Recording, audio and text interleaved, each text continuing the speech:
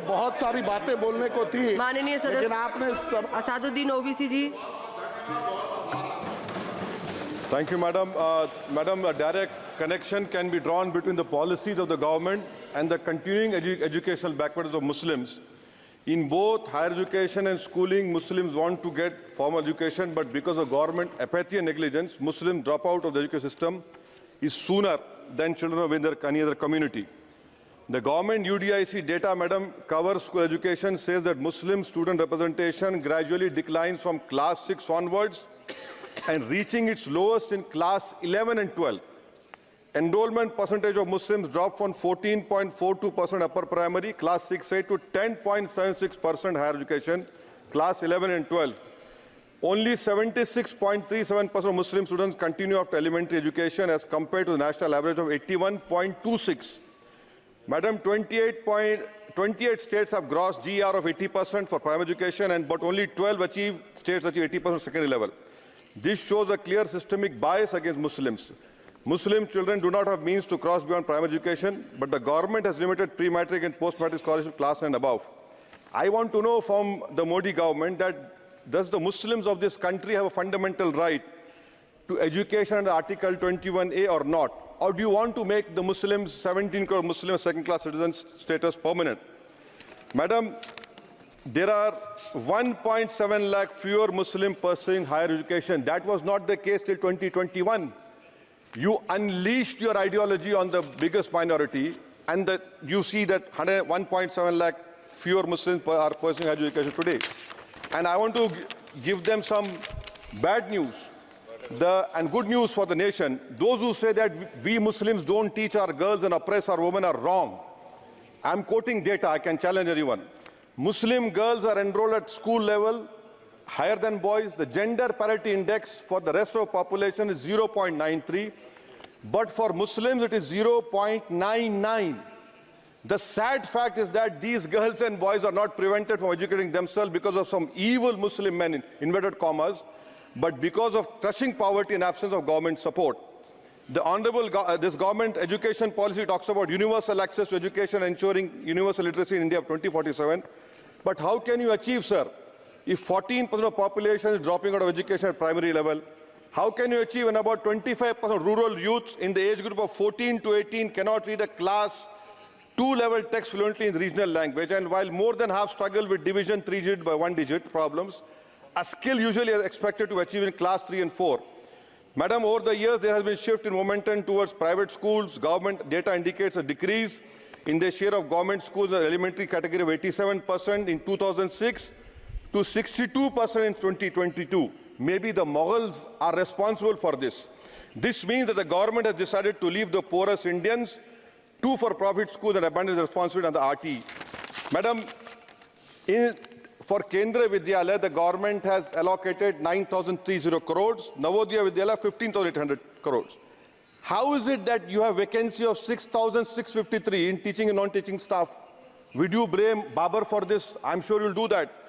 In Navodaya Vidyalaya, 15,800 crores have been allocated, 4,675 vacancies are there. Sanctioned strength is 34,354. In Navodaya Vidyalaya and Kendra Vidyalaya, it is 56,703. You have passed a law 5 months ago about cheating, malpractices, but you are so great in implementing. It took you 5 months. Maybe you are waiting for the NEET paper to leak. That is what I can say. And I'll show the classic example of favoritism, madam, over here. Jamia Millia Islamia is allocated 3 lakh per student, Aligarh 3.9 lakh per student, and BHU gets 6.15 lakh per student. Why this favoritism?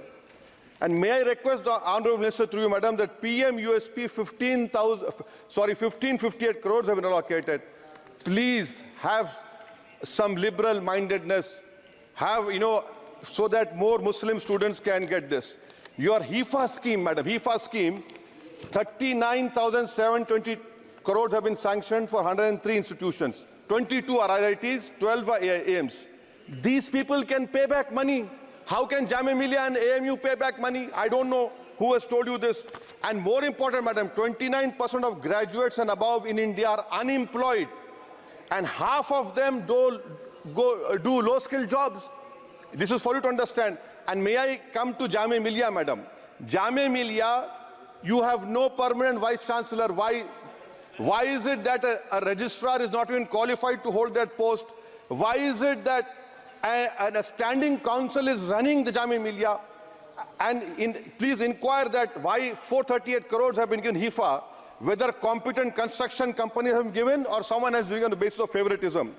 How is it, sir, that the present status of 100 years old Jamia Teachers Association, their office has been sealed, their body has been dissolved, there is no funds to run the university, to pay outsourcing staff, to build for building maintenance, no research grant? I demand that registrar and the standing council to be immediately removed. Now, coming to Aligarh Muslim University, there are 1,400 daily. मैं खत्म कर रहा हूँ 2 minute में.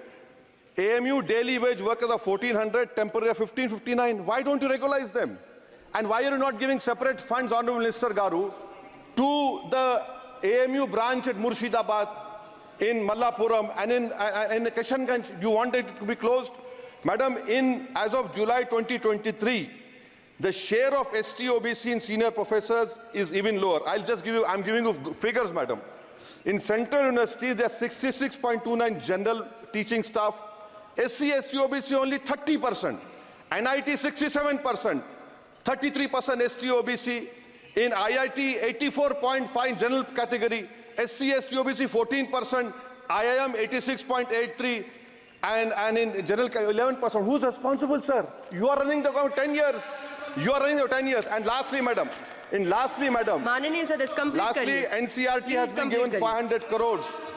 May I dare to say that this government has been distracted with fudging textbooks, teaching propaganda to children. You want me to sit down? You want to sit on record? आप बोलेंगे? जवाब नहीं दे पाओगे? बैठो खामोश तुम. NCRT has removed the reference to Babri Masjid 2002 rights. Why should people not learn from mistakes of past? Should our children not learn of Gujarat program, massacre of minority Muslims? Those who ignore history mistakes are bound to repeat them.